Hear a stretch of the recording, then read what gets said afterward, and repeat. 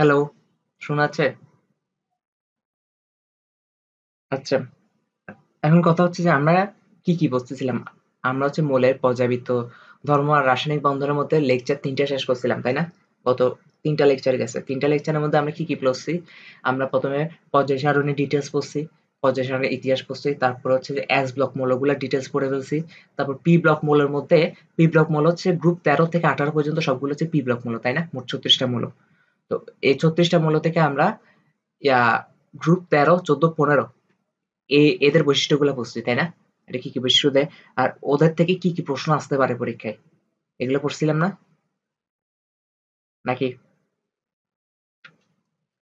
তারপর আজকে আমরা পড়বো তার মানে বি ব্লক বাকিগুলা। ঠিক আছে? কত? ১৬, ১৭, ১৮। ঠিক আছে? তাহলে আমরা লেকচার 4 শুরু করি ১৬, ১৭, ১৮ থেকে।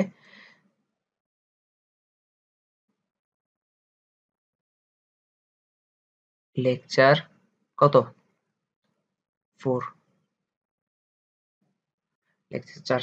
সাথে, সাথে নোট করে ফেললে তোরই ভালো। ঠিক আছে? আচ্ছা। গ্রুপ ১৬ মৌলসমূহের রাসায়নিক ধর্ম। ঠিক আছে?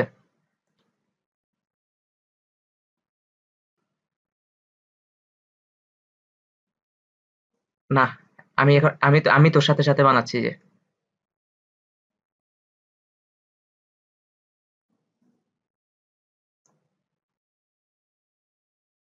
৩ আচ্ছা, এই চ্যাপ্টারে গত ক্লাস পর্যন্ত যা হইছে এগুলা নোট হইছে কিনা? আচ্ছা, গ্রুপ ১৬ মৌলসমূহের কি? রাসায়নিক ধর্ম, ঠিক আছে? কি ধর্ম? রাসায়নিক ধর্ম। তাহলে ওদের রাসায়নিক ধর্ম কি হবে দেখি বলতো? হুম। গ্রুপ ১৬ কারা? আগে এটা তো আমাদেরকে জানতে হবে, না? গ্রুপ ১৬ কারা? গ্রুপ ১৬ হচ্ছে যে কোথায় গেল? Oxygen, sulphur, selenium, tellurium, polonium. ঠিক আছে? এরা হচ্ছে কি গ্রুপ ১৬। এটা কত? গ্রুপ ১৬। আর ওদেরকে একটা নির্দিষ্ট একটা বিশেষ নামে ডাকা হয়। দেখি বলতো কেন? আর কি নামে ডাকা হয়? বলছিলাম আমি। চ্যালকোজেন, নিক্টোজেন তো ১৫। চ্যালকোজেন, চ্যালকোজেন, চ্যালকোজেন নামে ডাকা হয়। আর চ্যালকোজেন মানে কি? যারা হচ্ছে আকরিক গঠনকারী মৌল। ওরা হচ্ছে আকরিক গঠন করে, তাই না? ওরা হচ্ছে আকরিক গঠনকারী মৌল। আকরিক গঠনকারী মৌল। আকরিক গঠনকারী মৌল। খুব ভালো কথা। এখন কথা হচ্ছে ওদেরকে আকরিক গঠনকারী মৌল কেন বলে? ওরা নিশ্চয়ই আকরিক গঠন করে। কিন্তু ওদের এই গ্রুপ ১৬ এর মধ্যে কোন মৌলগুলো অ্যাকচুয়ালি আকরিক গঠন করে? ঠিক আছে? মেক্সিমাম ধাতু আছে না? ধাতু মানে কি? এস ব্লক মৌলগুলো আর কি। ওই যে গ্রুপ ১ আর 2 এর মৌল যেগুলো আছে ওগুলাকে তো আমরা ধাতু বলি। খাদ ধাতু, মৃৎ খাদ ধাতু, তাই না? ওই ধাতুগুলার বেশিরভাগ অক্সিজেন আর সালফারের সাথে যুক্ত হয়ে আকরিক গঠন করে। তার মানে বেশিরভাগ আকরিকে কি থাকে? বেশিরভাগ আকরিকে অক্সিজেন আর সালফার পাওয়া যাচ্ছে না। কারণ এই অক্সিজেন আর সালফার হচ্ছে গ্রুপ 1 আর 2 এর মৌলগুলোর সাথে বিক্রিয়া করে কি তৈরি করে? যৌগ গঠন করে। ওই যৌগগুলোকে আমরা আকরিক বলি। ঠিক আছে? তাহলে আমরা বলতে পারি ম্যাক্সিমাম ধাতুর আকরিক অক্সাইড বা সালফার হিসেবে পাওয়া যায়। ঠিক আছে? ম্যাক্সিমাম ধাতুর কি? অক্সাইড, সরি আকরিক। ম্যাক্সিমাম ধাতুর আকরিক অক্সাইড বা সালফার হিসেবে পাওয়া যায়। অক্সাইড বা কি হিসেবে পাওয়া যায়? সালফার হিসেবে পাওয়া যায়। আর সেই জন্য এদেরকে চ্যালকোজেন মৌল বলে। ঠিক আছে? তো এখন কথা হচ্ছে যে শুধু অক্সিজেন আর সালফার আকরিকে পাওয়া যাচ্ছে, কিন্তু এই যে স্যালোনিয়াম, ট্যালোনিয়াম, পোলোনিয়াম এগুলাকে কেন আমরা আকরিক মানে চ্যালকোজেন বলতেছি? ওই যে গ্রুপের মধ্যে একজন দুইজনের দোষের কারণে সবার দোষ হয়ে যায়, বুঝিস নাই? ওই যে বুঝাইছিলাম না, একজন দোষ করলে দোষটা সবার, ওই গ্রুপের সবার দোষ। তো অক্সিজেন আর সালফার হচ্ছে যে ধাতুদের সাথে বিক্রিয়া করে আকরিক গঠন করে। তো বেশিরভাগ অক্সিজেন আর সালফার যেহেতু গঠন করে, এই গ্রুপ ১৬ মৌলগুলাকে সবগুলাকে একসাথে কি বলা হচ্ছে? চ্যালকোজেন বলা হচ্ছে। ঠিক আছে? একটু ক্লিয়ার কিনা? একটু ক্লিয়ার? হুম। তাহলে এখন হচ্ছে হ্যালাইড গঠন। এখন কি গঠন? হ্যালাইড গঠন। হ্যালাইড গঠন মানে কি? গ্রুপ ১৬ এর মৌলগুলোর সাথে কার বিক্রিয়া হবে?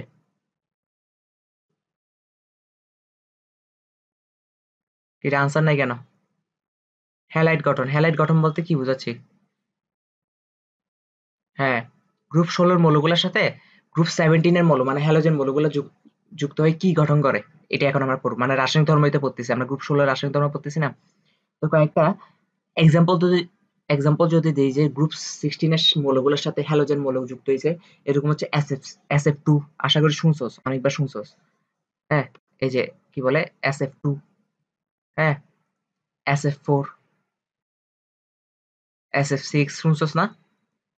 এখানে কি সালফার হচ্ছে গ্রুপ 16 আর এফ হচ্ছে কি ফ্লোরিন, ফ্লোরিন মানে হ্যালোজেন গ্রুপের প্রথমটা না? তারপর OF2, তারপর হচ্ছে OCl2, ঠিক আছে, OCl2। এখন টিচাররা তো পাগল হয়ে গেছে, টিচাররা পাগল হয়ে গেছে, টিচাররা খুশি হয়ে পাগল হয়ে গেছে। খুশি কেন পাগল হয়েছে বলতো? টিচাররা প্রশ্ন করার একটা সুযোগ পাইছে। দেখি বলতো প্রশ্নটা কি? SF4 আর SF6 গঠন সম্ভব, কিন্তু OF4 আর OF6 গঠন সম্ভব না কেন? দেখছিস প্রশ্ন পাই গেছে না? হুম, পাইছে কিনা?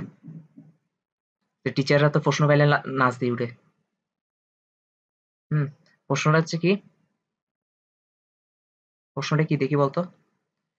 SF4 SF6 গঠন সম্ভব হলেও, গঠন কি হলো সম্ভব হলেও OF4 বা OF6 গঠন সম্ভব নয় কেন? এটা কিভাবে ব্যাখ্যা করবি বলতো? সম্ভব নয় কেন? একটা কথা মনে রাখবি, এই চ্যাপ্টারে বেশিরভাগ জিনিস এই টাইপের প্রশ্ন আসে। এটা গত ক্লাসেও দেখতেছিস, গত লেকচার গুলোতে দেখছিস যে অমুক গঠন হচ্ছে, অমুক গঠন হচ্ছে না কেন, তাই না? মানে একই গ্রুপের একটা মৌল এই বিক্রিয়াটা দিচ্ছে, কিন্তু একই গ্রুপের আরেকটা মৌল কেন দিচ্ছে না? জিনিসটা এমন না? এই টাইপের বেশিরভাগ ব্যাখ্যা দেখবি সেম। সেটা হচ্ছে যে ফাঁকা ডি অরবিটাল নাই, ঠিক আছে, ফাঁকা ডি অরবিটাল নাই, বেশিরভাগ ব্যাখ্যা দেখবি সেম। আমরা সলিউশন করি, আমরা জিনিসটা একটু দেখি কথা সত্য কিনা, ঠিক আছে। অক্সিজেন কত? অক্সিজেনের পারমাণবিক সংখ্যা কত? 8 না? ইলেকট্রন বিন্যাস করো কত? 1s2, 2s2, 2p6 নাকি? 6 না, 2p কত? 4 হবে যে, ঠিক আছে, 2p কত? 4। তাহলে এখন দেখ, তার মানে এখানে 2d কি কোনো সম্ভব? 2d বলে কিছু আছে, অস্তিত্ব আছে? দ্বিতীয় কক্ষপথে দুইটা অরবিটাল, একটা s একটা p, 2d বলে কিছু নেই, তাই না? 2d বলে কিছু নেই। কিন্তু সালফারের ক্ষেত্রে দেখতো, সালফার হচ্ছে 16, সালফারের নর্মাল ইলেকট্রন বিন্যাস কত? 1s2, 2s2, 2p6, ঠিক না? 3s2, তারপর 3p4, তাই তো? কিন্তু 3dও কিন্তু আছে, যেটা হচ্ছে ফাঁকা, ফাঁকা, জিরো, ঠিক আছে। এখন আমি কি বলছিলাম? আমি বলছিলাম যে সালফারকে যদি কানের নিচে একটা ঠাস করে দিই, ঠাস করে লাগাই দিই, সালফার কি হয়ে যাবে? সালফারের মেজাজ গরম হয়ে যাবে না? সালফারের মেজাজ গরম হয়ে যাবে। সালফারের মেজাজ গরম হয়ে গেলে সালফার কি করবে? মেজাজ গরম হলে শেষ কক্ষপথে যে ইলেকট্রন গুলো আছে না, আর ওই ইলেকট্রন গুলো শেষ কক্ষপথে যে অরবিটাল গুলো আছে ওখানের মধ্যে বিজোড় অবস্থায় থাকার চেষ্টা করে। কি অবস্থায় থাকার চেষ্টা করে? বিজোড় অবস্থায় থাকাচ্ছে। তার মানে আমি একটু পর্যন্ত ঠিক রাখি, 3s কে এখনো স্টেবল রাখছি, 3s কে এখনো কি রাখছি? স্টেবল রাখছি। কিন্তু 3p কে কি করছি? 3p এটাকে এভাবে লেখা যায় না? এটা p অরবিটাল না? 3 নাম্বার কক্ষপথে p নাম্বার না? আর d অরবিটালকে এভাবে লেখা যায় না?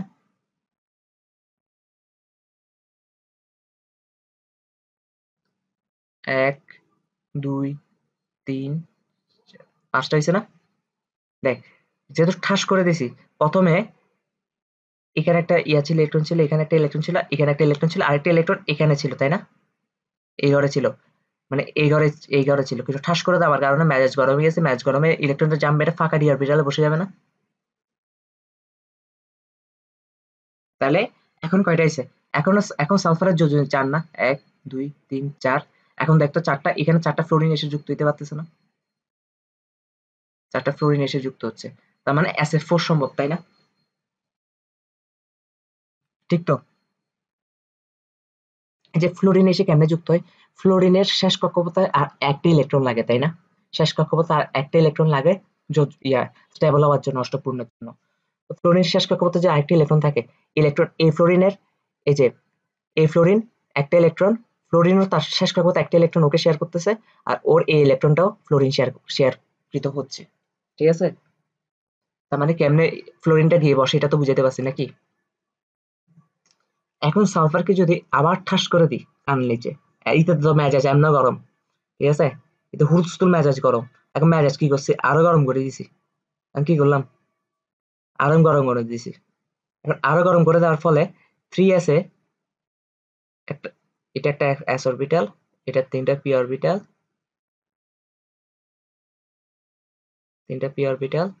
আর এটা কি 5টা d অরবিটাল, 3 নাম্বার কক্ষপথের, ঠিক আছে? 1 2 3 4। এখন s অরবিটালের শেষ কক্ষপথে কিন্তু আরেকটা অরবিটাল আছে যেখানে বিজোড় ইলেকট্রন সম্ভব, সেটা হচ্ছে s অরবিটাল, তাই না? s অরবিটালও এখানে 2টা ছিল, আরেকটা জাম্প মেরে এখানে বসে যাবে, আর বাকিগুলো তো আগে থেকে এখানে ছিল, ঠিক না? তার মানে এখন SF6 সম্ভব হচ্ছে কিনা দেখতে, এখানে একটা ফ্লোরিন বসছে, এখানে একটা ফ্লোরিন বসছে, এখানে একটা বসছে, এখানে একটা বসছে, এখানে একটা বসছে, এখানে একটা বসছে। তাহলে কি সম্ভব হচ্ছে, SF6 সম্ভব হচ্ছে। তার মানে SF4 ও সম্ভব হয়েছে, SF6 ও সম্ভব হয়েছে, কিন্তু এটাকে অক্সিজেনের বেলা সম্ভব হইতো? অক্সিজেন SF4 হইতো, ও F4 বা OF6 হইতো? হইতো না, কারণ কেন, অক্সিজেনের ফাঁকা ডি অরবিটাল নেই। তাহলে ব্যাখ্যাটা করতে পারবো? পারবো কিনা? তাহলে আমরা ব্যাখ্যাটা এখানে ছোট করে লিখে দিই। অক্সিজেনের হচ্ছে ফাঁকা ডি অরবিটাল নাই, ঠিক আছে? ফাঁকা ডি অরবিটাল নাই। আমি যে প্রশ্নগুলো প্র্যাকটিস করাচ্ছি না, এই প্রশ্নগুলোই আসবে হুবহু, ঠিক আছে?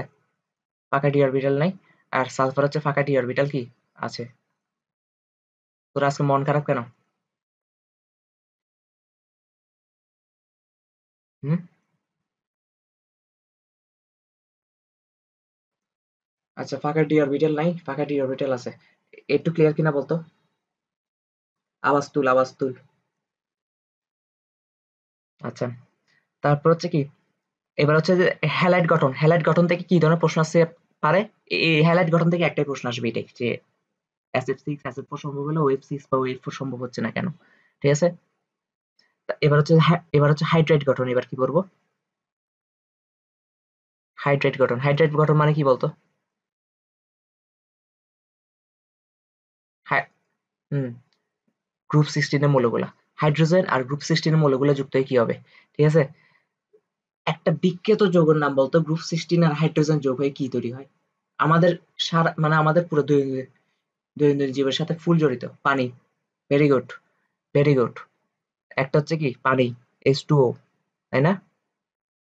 তারপর হচ্ছে H2, বাকিগুলো কি হবে, H2S হবে সবগুলোর সাথে। তো এটার সাথে যোগ যদি H2O হয়, বাকিগুলোর সাথে H2S হবে না? Sulphur, H2 সেলোনিয়াম, H2 সেলোনিয়াম, H2 polonium, ঠিক আছে?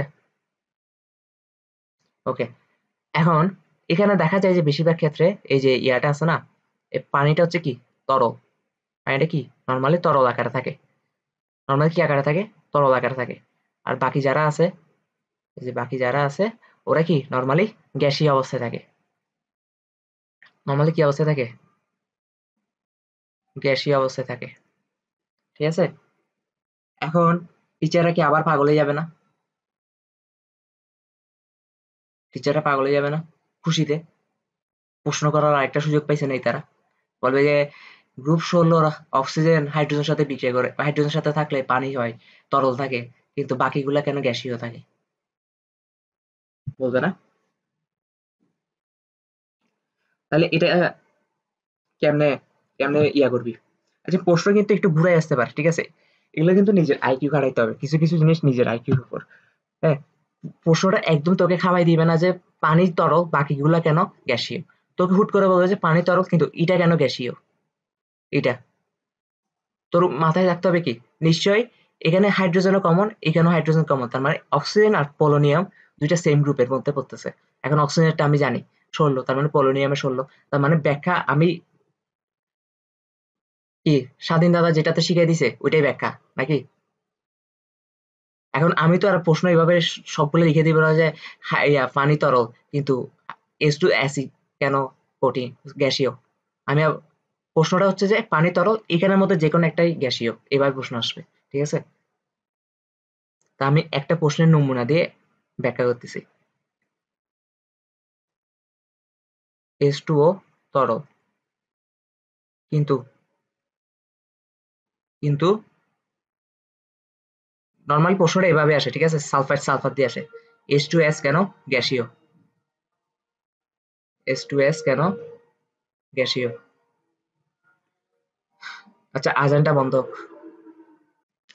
আচ্ছা, H2O তরল কিন্তু হাইড্রোজেন সালফাইড কেন গ্যাসীয়, বা হাইড্রোজেন সেলেনিয়াম কেন গ্যাসীয়, বা হাইড্রোজেন ট্যালুনিয়াম কেন গ্যাসীয়, হোয়াট এভার।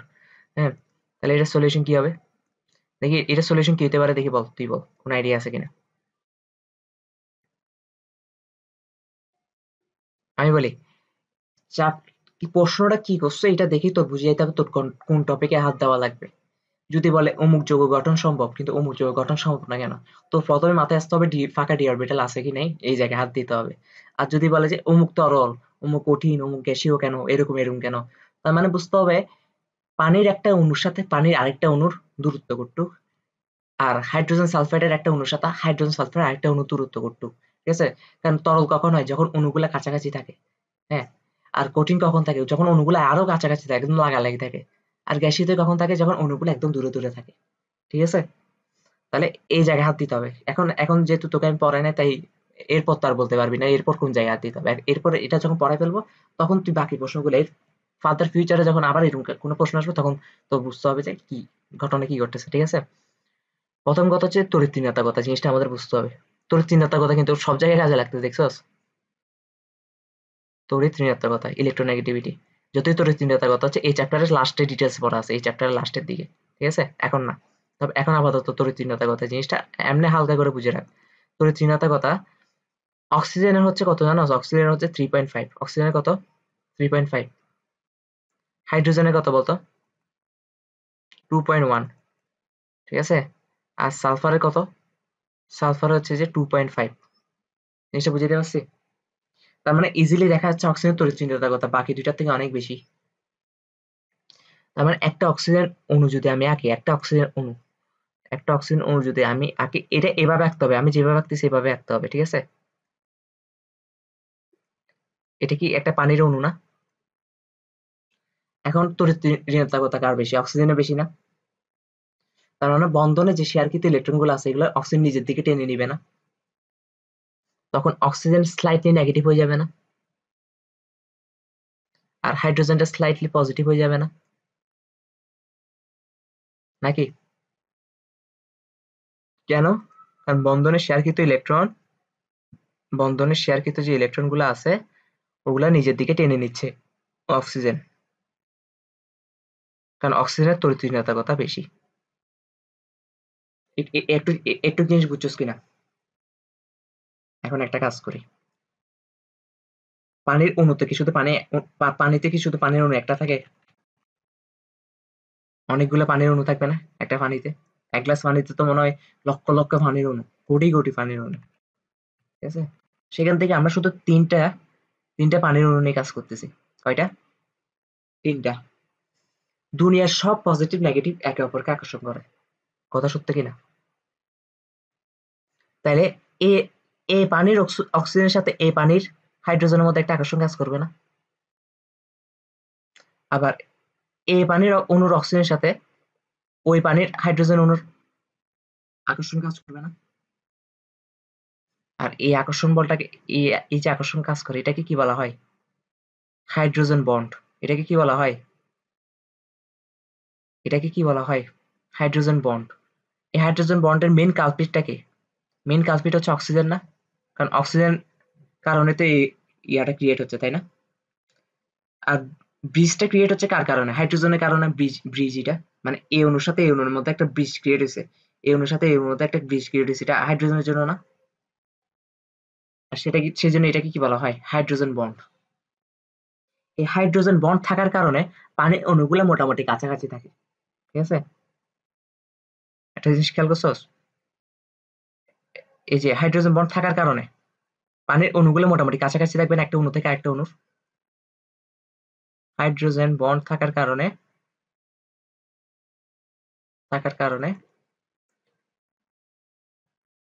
পানির অণুগুলো কি কাছাকাছি থাকে। ঠিক আছে? পানির অণুগুলো মোটামুটি কাছাকাছি থাকে। মোটামুটি কথাটা লিখিস তাহলে, কারণ কাছাকাছি থাকলে যে তরল হবে এমন না, কারণ কঠিনের তো অনেক কাছাকাছি থাকে, তাই না? পানির অণুগুলো মোটামুটি কাছাকাছি থাকে কাছাকাছি থাকে তাই এরা কি তাই এরা তরল। ঠিক আছে? তরল। ওকে। ইভেন হাইড্রোজেন বন্ড থাকার কারণে পানিকে তরলও বানানো যায়, কঠিনও বানানো যায়, গ্যাসীয় বানানো যায়। যখন তাপমাত্রা দিতে থাকবে তখন হাইড্রোজেন বন্ডগুলো ভেঙে যাবে। ভেঙে গেলে একটা অণু থেকে আরেকটা অণু অনেক দূরে চলে যাবে, ফলে গ্যাসে পরিণত হবে। ঠিক আছে? আবার যখন তাপ কমাতে থাকবে তখন হাইড্রোজেন গুলো আরো কমে আসবে। ঠিক আছে? আরো কাছাকাছি চলে আসবে, তখন কি হয়ে যাবে? কঠিন হয়ে যাবে। একমাত্র হাইড্রোজেন বন্ড থাকার কারণে পানি তরল, গ্যাসীয়, কঠিন তিনটা অবস্থাতে বিরাজ করতে পারে। এই প্রশ্নটা অনেক ইম্পর্টেন্ট। ঠিক আছে? প্রচুর ইম্পর্টেন্ট। তাহলে এখন হাইড্রোজেন সালফাইড কেন তরল হতে পারতেছে না? দেখি বলতো, ব্যাখ্যাটা আছে কিনা তোর কাছে। হাইড্রোজেন আর সালফারের তড়িৎ-নির্বাচকতার পার্থক্য। ঠিক আছে? হাইড্রোজেন এবং সালফারের তড়িৎ-নির্বাচকতার পার্থক্য অনেক কম। তড়িৎ-নির্বাচকতার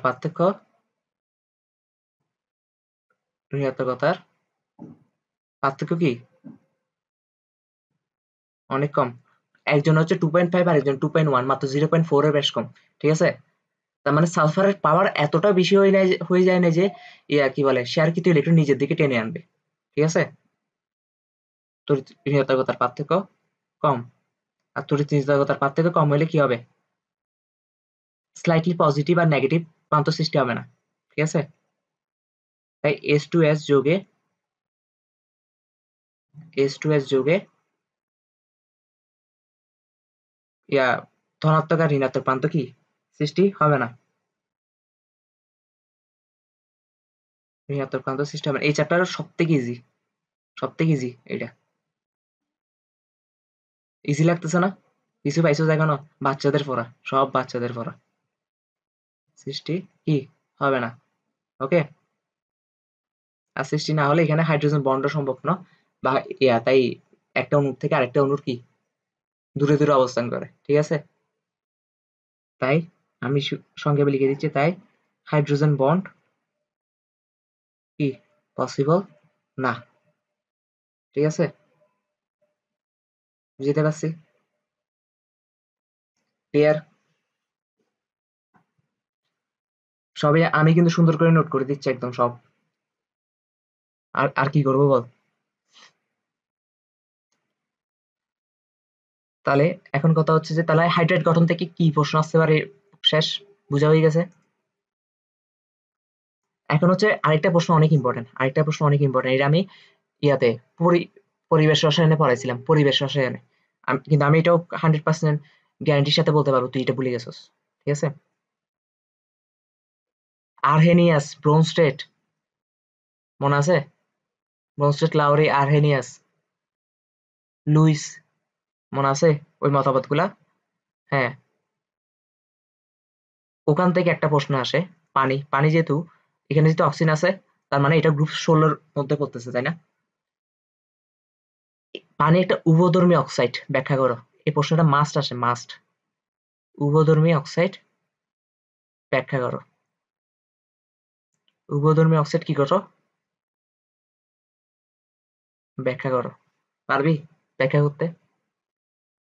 পারবি তো না, বন্ড ভুলে গেছস।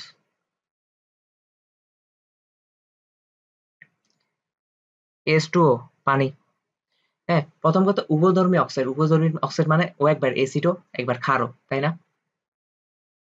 এটা ব্রোনস্টেড লাউরির মতবাদটি ব্যাখ্যা করতে হবে অ্যাকচুয়ালি। এটা এই চ্যাপ্টারে পড়া না, বাট এই চ্যাপ্টার থেকে আসে, যেহেতু অক্সিজেনের একটা ব্যাপার আছে। ঠিক আছে? আর এটা বইতে আরো কঠিন ভাবে ব্যাখ্যা করা আছে, বইতে আরো অনেক কঠিন ভাবে ব্যাখ্যা করা আছে। আমি আমি দুনিয়ার প্রতিটা টপিক এগুলো ইজি করা লাগছে, তুই জানোস? এই চ্যাপ্টারের প্রতিটা টপিক ইজি করা লাগছে। এই চ্যাপ্টার প্রতিটা পড়া আমি বাচ্চাদের মতন করছি, যে বাচ্চাদের মতন। ঠিক আছে, কোনো ফ্যান্স নাই, কিছু নেই। আমরা কি করব? এসিড ক্ষার প্রমাণ করতে গেলে আমরা কি করবো? পানিকে একবার এসিডের সাথে বিক্রিয়া দেওয়াবো, তাই না? পানিকে যখন এসিডের সাথে বিক্রিয়া দেওয়াবো তখন তার মানে পানি কাজ করতেছে ক্ষার হিসেবে, ঠিক না? আবার পানিকে যখন ক্ষারের সাথে বিক্রিয়া দেওয়াবো তখন পানি কাজ করবে এসিড হিসেবে, ঠিক না? আর পানির সাথে যখন HCl এর বিক্রিয়া দিই তখন কি উৎপন্ন হয়? লবণ আর পানি উৎপন্ন হওয়ার কথা, কিন্তু লবণ আর পানি দিয়ে এখানে ব্যাখ্যা করতে পারবি না। ঠিক আছে? কারণ এখানে লবণ আর পানি উৎপন্ন হবে না। এটাই ব্রনস্টেড-লাউরি মতবাদ দিয়ে করতে হবে। ঠিক আছে? H3O প্লাস মনে আছে এরকম একটা জিনিস ক্রিয়েট হবে। আরেকটা হচ্ছে Cl মাইনাস। হুম? তারপর হচ্ছে যে পানির সাথে যখন কার বিক্রিয়া দেওয়াবো? ক্ষারের বিক্রিয়া দেওয়াবো তখন পানি কাজ করবে কি হিসেবে? এসিড হিসেবে। তার মানে এখন কি উৎপন্ন হবে? এখন উৎপন্ন হবে OH মাইনাস, তাই না? প্লাস অ্যামোনিয়াম প্লাস, নাকি? ওকে। ব্রোনস্টেড-লাউরির মতবাদ অনুসারে ব্রোনস্টেড লাউরির লাউরির মতবাদটা কি ছিল দেখি বলতো?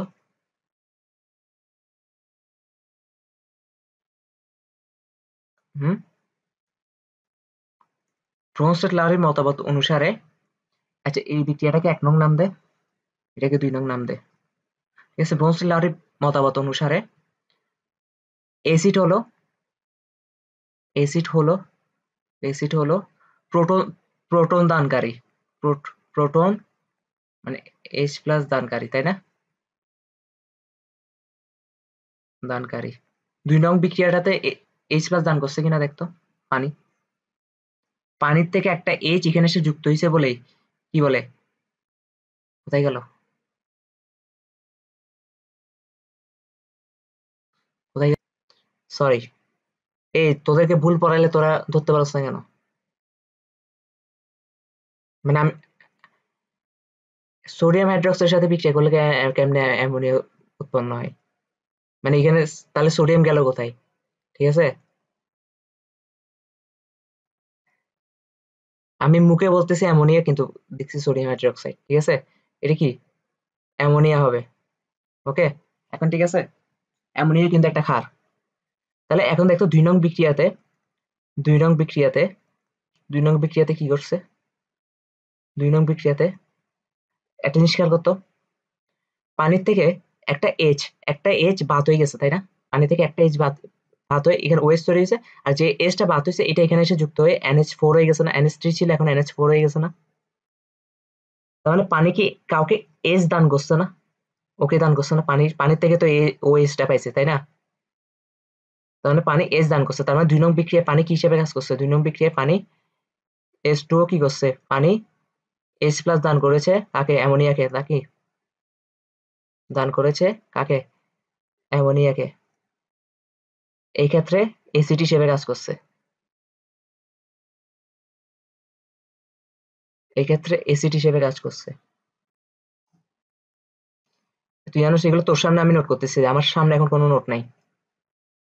কারণ অনুভব এগুলো কিওয়ার্ড দিয়ে লিখে বসিয়ে রাখছে। ঠিক আছে? কি বলে, এসিড হিসেবে কাজ করেছে। তারপর হচ্ছে কি ১ নং বিক্রিয়া কি হইছে? ১ নং বিক্রিয়া কি হইছে দেখি বলতো? ১ নং বিক্রিয়ায় HCl থেকে একটা H পানি গ্রহণ করছে, তাই না? এই যে AS থেকে পানি গ্রহণ করছে। আর এখানে কি হইছে? এখানে হচ্ছে এখান থেকে একটা H এখানে দিছিল। হ্যাঁ? তাহলে এখানে কি হইছে? ১ নং বিক্রিয়ায় পানি একটা প্রোটন গ্রহণ করছে। তার মানে পানি এখানে কাজ করছে কি হিসেবে? ক্ষার হিসেবে না? প্রোটন গ্রহণ করেছে।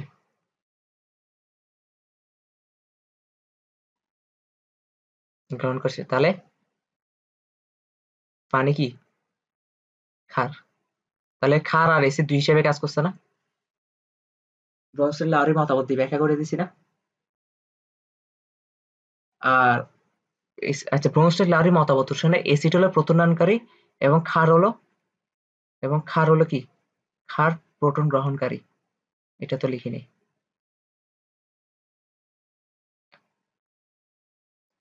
ঠিক আছে, ক্লিয়ার? নোট করা হয়েছে? ওকে, তাহলে আমরা পরবর্তী পেজে যাচ্ছি।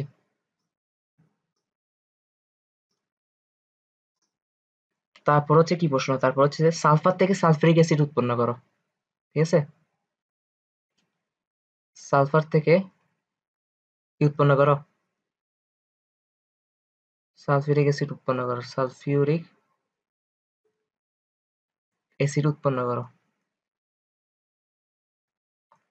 এটা কোথায় আসছে বলতো? বুয়েটে আসছে। এখন কথা হচ্ছে যে অনেক কিছু যা যা পড়াচ্ছি এগুলো বুয়েট চুয়েটে আসছে, কিন্তু অনুবইতে লেখা নেই যে কোথায় আসছে। ঠিক আছে, সেজন্য আমি ভুলে গেছি এগুলো। ঠিক আছে, তো এটা আবার লিখছে বুয়েটে আসছে যে। কেন আমি যখন প্রশ্ন সলভ করে আমি কিন্তু আমার ওখানে লেখা থাকে না? তাহলে এখন দেখ এটা কি হবে। সালফার থেকে সালফিউরিক অ্যাসিড উৎপন্ন করো। এই চ্যাপ্টারের সব থেকে একটা মজার ব্যাপার হচ্ছে কি আমরা সমতাকরণ করতে হয় না, তাই না? বাট তাও আমরা সমতাকরণ সহ শিখবো। কি দরকার আছে? প্রথমে সালফারের সাথে কিসের বিক্রিয়া দিব? অক্সিজেনের সাথে অক্সিজেনের বিক্রিয়া দেওয়া হবে। তাহলে কি উৎপন্ন হবে? সালফার ডাইঅক্সাইড উৎপন্ন হবে। তারপর সালফার ডাইঅক্সাইডের সাথে 2 নাম্বারে কি করব? 2 নাম্বারে কি করব? সালফার ডাইঅক্সাইডের সাথে কি উৎপন্ন, আবার অক্সিজেনের বিক্রিয়া দেওয়া হবে। তখন কি উৎপন্ন হবে দেখি বলতো? তখন তখন সালফার ট্রাইঅক্সাইড উৎপন্ন হবে। এই সালফার ট্রাইঅক্সাইড উৎপন্ন হবে। এখন যদি তুই সমতাকরণ করতে না পারিস তাহলে দরকার নেই, একটুকুই রাখি দিস। ঠিক আছে, একটুকুই রাখি দিস। আর যদি সমতাকরণ করতে চাস তাহলে এখানে বলতে হবে, এখানে হচ্ছে যে হাফ বসা, এই এই যে এখানে হাফ বসাই দিতে হবে। ঠিক আছে, সমতাকরণ। আর যদি সমতাকরণ করতে না পারিস তাহলে টিক চিহ্নটা দিয়ে দিবি। ঠিক আছে, ওকে। 3 নাম্বারে যে কি করতে হবে? 3 নাম্বারে যাই, এই সালফার ট্রাইঅক্সাইডের সাথে আমরা কিসের বিক্রিয়া দেওয়াবো? পানির বিক্রিয়া দেওয়াবো। সালফার ট্রাইঅক্সাইডের সাথে আমরা কিসের বিক্রিয়া দেওয়াবো? পানির বিক্রিয়া দেওয়াবো। তাহলে অটোমেটিক কি উৎপন্ন হয়ে যাবে? সালফিউরিক অ্যাসিড উৎপন্ন হয়ে যাবে। ঠিক আছে, আর বুয়েটে এটা প্রশ্ন করছে যে শুধু উৎপন্ন করে এটা বলে না, ইভেন বিক্রিয়া 3টা বিক্রিয়ার মাধ্যমে সম্পন্ন হয় এটা ওরা বলে দিছিল। 3টা বিক্রিয়া কি কি? মানে 1 নং বিক্রিয়াটাকে কি বলা হয়? 1 নং বিক্রিয়াটাকে বলা হয় জারণ বিক্রিয়া। কেন জারণ বিক্রিয়া বলা হয় দেখি বলতো? যোগে যোগে পড়াইছি। কারণ কেন? অক্সিজেন যুক্ত হয়েছে তাই। অক্সিজেন যুক্ত হয়েছে তাই। তাই এটা হচ্ছে যে এটাও জারণ বিক্রিয়া। এটাও জারণ বিক্রিয়া না? জারণ বিক্রিয়া। কারণ কেন? কারণ এখানে ব্যাখ্যা করা আছে। আর এটা হচ্ছে যে পানি যুক্ত হয়েছে না, নতুন একটা যৌগ যুক্ত হয়েছে না, সেজন্য এটাকে বলা হয় সংযোজন বিক্রিয়া। এটাকে কি বলা হয়? সংযোজন। সংযোজন বিক্রিয়া। ক্লিয়ার? ওকে। তারপর হচ্ছে পানির উভয় ধর্মকে আমি এটাতে ব্যাখ্যা করছি না? তাহলে গ্রুপ 16 শেষ। গ্রুপ 16 কি শেষ? এখন আমরা যাবো কত? গ্রুপ 17 এ। এখন আমরা কোথায় যাব? গ্রুপ 17 এর মৌলসমূহের রাসায়নিক ধর্ম। গ্রুপ 17 মৌলসমূহের রাসায়নিক ধর্ম। মৌলসমূহের কি রাসায়নিক ধর্ম?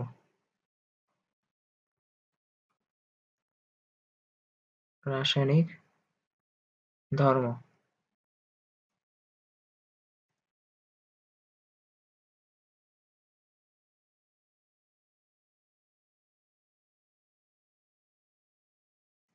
কখন? গ্রুপ 17 এ মৌলসমূহের রাসায়নিক ধর্ম। আগে বলতো আমাকে গ্রুপ 17 কারা? এটা না পারলে তো তোকে প্রচুর উড়াধুরা পিটিয়ে দেওয়া উচিত। হুম, হ্যালোজেন তো আমরা জানি, দেখি হ্যালোজেন বলো। ফ্লোরিন, ক্লোরিন, ব্রোমিন, আয়োডিন, তারপর কি? অ্যাস্টারেট। ঠিক আছে, এটি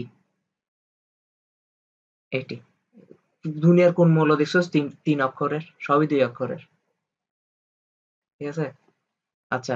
chlorine, chlorine, bromine, iodine, astatine. আচ্ছা, এখানের মধ্যে একটা প্রশ্ন আসে যে ফ্লোরিনের কালার কি, ক্লোরিনের কালার কি, ব্রোমিনের কালার কি, আয়োডিনের কালার কি, অ্যাস্টারেটের কালার কি? আমরা একটা একটা পড়ি। ক্লোরিনের কালার হচ্ছে কি হলুদ। ঠিক আছে, ফ্লোরিনের কালার কি? হলুদ। আর ফ্লোরিন কি একটা গ্যাস, তাহলে হলুদ গ্যাস, তাই না? আর ক্লোরিনের কালার কি বলতো? ক্লোরিনের কালারটা বেশি আসে। হলুদ আবার হলুদ আর সবুজ গ্যাস, ঠিক আছে? হলুদ আর সবুজ মিশ্রিত, তো এটাকে কি বলা হয়? হলুদ আর সবুজ গ্যাস। হলুদ আর সবুজ গ্যাস। ব্রোমিনের কালার কি বলতো? লাল তরল। Very good. লাল কিন্তু তরল, কিন্তু লাল তরল। তারপর আয়োডিনের কালার কি? বেগুনি কঠিন। আমি কিন্তু যে কালার সেই কালার দিয়ে লিখতেছি, ঠিক আছে? বেগুনি কালার নেই, সেজন্য নীল দিয়ে লিখতে হচ্ছে। বেগুনি কিন্তু আয়োডিন হচ্ছে কঠিন, ঠিক আছে? আর স্টেনেটের কালার কি বলতো? স্টেনেটের কোনো কালার, স্টেনেটের কোনো কালার কি আমরা কিছু জানি না। এটা হচ্ছে জাস্ট কঠিন, ঠিক আছে? এটা হচ্ছে কি? কঠিন। ক্লিয়ার কিনা? শিওর তুই? আচ্ছা, এখান থেকে আরেকটা প্রশ্ন চলে আসবে না? টিচাররা কি আবার পাগল হয়ে যাবে না? খুশিতে পাগল হয়ে যাবে না? একটা তরল আর একটা গ্যাস, একটা কঠিন একটা তরল গ্যাস, এরকম কেন? কিন্তু একটা জিনিস তো খেয়াল করার কথা, যত উপর থেকে নিচের দিকে নামছে, গ্যাস থেকে তরল হয়েছে, তরল থেকে কঠিন হয়েছে, ঠিক আছে? তার মানে একটা কোন একটা ইয়া স্ট্রাকচার ওরা মেনটেন করতেছে, তাই না? তো ওদের স্ট্রাকচারে কি মেনটেন, না, ওদের স্ট্রাকচারের মেনটেনটা একটু অন্যরকম। এখানে ভ্যান ডার ওয়ালস এর ব্যাপার আছে, তবে ইজি, ঠিক আছে? ওদের ব্যাখ্যাটা হচ্ছে যে ভ্যান ডার ওয়ালস বন্ধন হচ্ছে যে আয়নিক ভরের সমানুপাতিক, ঠিক আছে?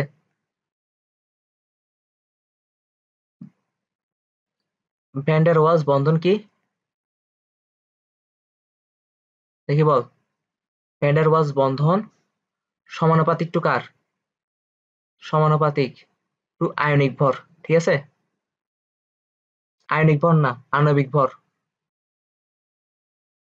আণবিক ভর। তার মানে সমানুপাতিক মানে কি? আণবিক ভর বাড়লে ভ্যান ডার ওয়ালস বন্ধনও বাড়বে, নাকি? আর বন্ধন বাড়তেছে মানে কি? ভ্যান ডার ওয়ালস বন্ধন মানে বাড়তেছে মানে কি? ওই বন্ধনটা শক্তিশালী না? ওই বন্ধনটা শক্তিশালী কিনা? আর ওই বন্ধনটা শক্তিশালী মানে কি? ওই বন্ধনটা তত কঠিন না? একটা একটা পদার্থের মধ্যে যে অণুগুলো আছে, ওই অণুগুলোর মধ্যে যদি পারস্পরিক বন্ধন শক্তিশালী হয়, ওরা কি কঠিন হবে না গ্যাসীয় হবে? কঠিন হবে, স্বাভাবিক না? কারণ বন্ধন শক্তিশালী বলে ওরা কাছাকাছি থাকবে না। তাহলে আমরা লিখতে পারি যে আমরা লিখতে পারি একটি পদার্থে একটি পদার্থে অণুগুলোর মধ্যে পারস্পরিক বন্ধন, অণুগুলোর মধ্যে পারস্পরিক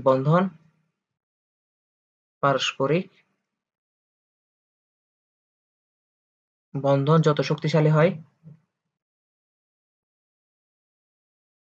যত শক্তিশালী হয় তত অণুগুলো কাছাকাছি থাকে, ঠিক আছে? তত অণুগুলো কি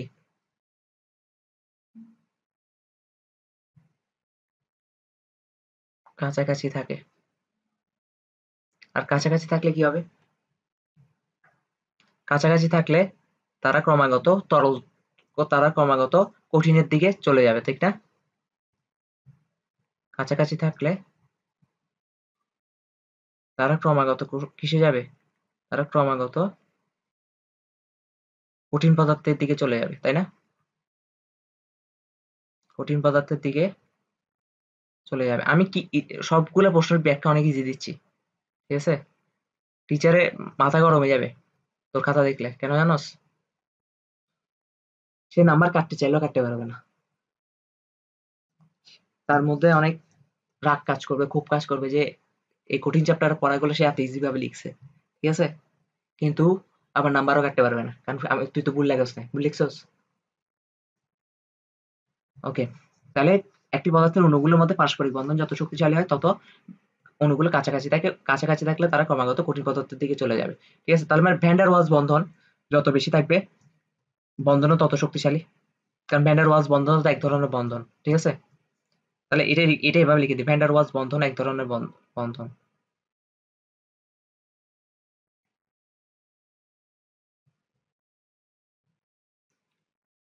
এক ধরনের অণুগুলোর মধ্যে পারস্পরিক বন্ধন।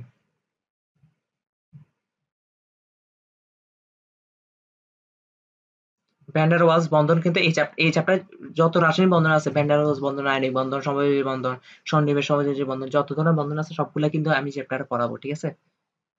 এক ধরনের অণুগুলোর মধ্যে পারস্পরিক বন্ধন। এখন তুই আমাকে একটা কমন সেন্স থেকে বলতো, না পারলে মাইর দিব। আয়োডিনের ভর বেশি নাকি ব্রোমিনের ভর বেশি? আয়োডিনের ভর বেশি না? কারণ গ্রুপের উপর থেকে নিচের দিকে ক্রমাগত ভর বাড়তেছে কেন? পারমাণবিক সংখ্যা বাড়তেছে বলে তো ওরা নিচের দিকে চলে যাচ্ছে আস্তে আস্তে, তাই না? উপর থেকে। তাহলে এখানে আয়নিক ভর কার বেশি? আয়নিক ভরের ক্রম যদি লিখি, যে আয়নিক ভরের ক্রম, আয়নিক ভর বলতেছে আণবিক ভর, আণবিক ভরের ক্রম, ঠিক আছে? আণবিক ভরের ক্রমটা কেমন হবে? আমি প্রথমে ফ্লোরিন, ক্লোরিন, ব্রোমিন, আয়োডিন পর্যন্ত লিখি, ঠিক আছে? আর আর লিখতে হয় না। ক্লোরিন থেকে ক্লোরিনের আণবিক ভর বেশি না? ক্লোরিন থেকে ব্রোমিনের বেশি না? ব্রোমিন থেকে আয়োডিনের বেশি না? তার মানে ভ্যান ডার ওয়ালস বন্ধনটা কার মধ্যে বেশি থাকবে? আয়োডিনের মধ্যে সব থেকে বেশি থাকবে না? কারণ ভ্যান ডার ওয়ালস বন্ধন সমানুপাতিক কার? আণবিক ভর। তার মানে আয়োডিন কেন কঠিন বুঝাতে পারছি?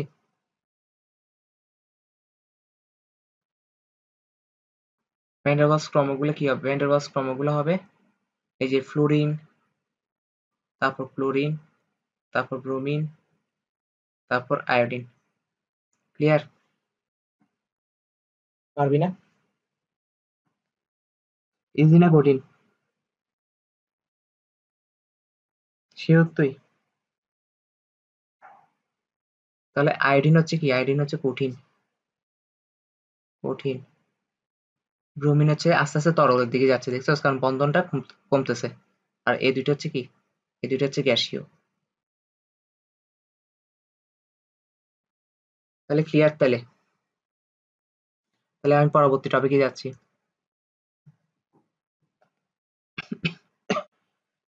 তারপর গ্রুপ 17 মৌলসমূহের রাসায়নিক ধর্মের মধ্যে আন্ত হ্যালোজেন যৌগ একটা টপিক আছে। আন্ত হ্যালোজেন টপিক যৌগ। আন্ত মানে কি দেখি বলতো? আমি অনেকবার বুঝাইছি, তুই বুকে হাত রেখে বল। আমি ভেরি গুড। আন্ত মানে কি? নিজেদের মধ্যে। তাহলে আন্ত হ্যালোজেন যৌগ। তাহলে আন্ত হ্যালোজেন যৌগ বলতে কি বোঝাচ্ছে?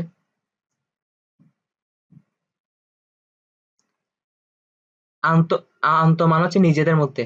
তার মানে আন্ত মানে যদি নিজেদের মধ্যে হয়, আন্ত হ্যালোজেন যৌগ মানে হচ্ছে যে হ্যালোজেনের মৌলগুলো হ্যালোজেনের মৌলের সাথে বিক্রিয়া করে যৌগ গঠন করবে, মানে নিজেদের নিজেদের সাথে যুক্ত হবে, ঠিক আছে? তাহলে আন্ত হ্যালোজেন যৌগ। এখন আন্ত হ্যালোজেন যৌগগুলো কার মধ্যে হয়? হ্যাঁ, কোন দুইটা হ্যালোজেনের মধ্যে যুক্ত হবে, ঠিক আছে? কোন দুইটা হ্যালোজেন যুক্ত হবে? যে দুইটা হ্যালোজেন যুক্ত হবে ওই দুইটা হ্যালোজেনের মধ্যে যদি একটা ভারী হ্যালোজেন হয়, তবে আরেকটাকে অবশ্যই কি হতে হবে? হালকা, ঠিক আছে? তার মানে এটা যুক্ত হবে ভারী হ্যালোজেনের সাথে হালকা হ্যালোজেন। আর নতুবা দুইটাই সেম থাকতে হবে, দুইটাই সেম। দুইটা সেম মানে Cl2 না, F2 না, ক্লোরিন 2 না, Br2 না? এগুলো তো পারার কথা, ঠিক আছে? আর ভারী হ্যালোজেন যেগুলো আছে না, ওদের তড়িৎ কিন্তু কম হয়। ওদের তড়িৎ কম হয়। ওদের কি হয়? ওদের ওদের তড়িৎ কম হয়। দেখি তড়িৎ কেন কম হয়, দেখি তোর আইকিউ আছে কিনা একটু দেখি তো। Very good, very good. পারছস কেমনে? হ্যাঁ, ওকে, মনে আছে, এটা তো অনেক। কারণ ভারী হ্যালোজেন গুলা মানে কি? ওদের আকার বড়, তাই না? আকার বড় মানে কি? কেন্দ্রের নিউক্লিয়াস থেকে ইলেকট্রনের দূরত্ব অনেক বেড়ে যাচ্ছে। তো কেন্দ্রের নিউক্লিয়াস থেকে যদি ইলেকট্রনের দূরত্ব বেড়ে যায়, ইলেকট্রনকে টেনে আনার ক্ষমতাও কমে যাচ্ছে না? নিজের দিকে টেনে আনার ক্ষমতা। বুঝতে পারছি? তাহলে ভারী হ্যালোজেন আর হালকা হ্যালোজেন, খুব ভালো কথা। এখন কথা হচ্ছে কয়েকটা উদাহরণ দেন ভাই। কয়েকটা উদাহরণ দিব। কয়েকটা এক্সাম্পল হচ্ছে যে একটা এক্সাম্পল হচ্ছে যে বিআর ব্রোমিন ফ্লোরাইড, ঠিক আছে। তারপর হচ্ছে IF3, তারপর হচ্ছে IF7, বুঝছস না এগুলা? IF7, IF5, আয়োডিন আর ফ্লোরিন, এগুলা তো দুইটাই হ্যালোজেন মূলক, তাই না? এখন এখানে দেখ ব্রোমিন কিন্তু হালকা, সরি ব্রোমিন কিন্তু ফ্লোরিনের তুলনায় ভারী, তাই না? আবার আয়োডিন আয়োডিন কিন্তু ফ্লোরিনের তুলনায় অনেক ভারী। ফ্লোরিন কিন্তু হ্যালোজেন গ্রুপের প্রথম মৌলটা, তার মানে এটা অনেক হালকা, ঠিক আছে। আর আয়োডিন হচ্ছে প্রায় লাস্টের মৌলটা, লাস্টেরটা হচ্ছে স্ট্যান্ডার্ড, বাট স্ট্যান্ডার্ড আগেরটা আর কি, ঠিক আছে। আর নতুবা দুইটাই সেম, দুইটাই কি হইতে হবে, আর নতুবা দুইটাই সেম মৌল, দুটি সেম হ্যালোজেন মৌল, দুটি একই হ্যালোজেন মৌল।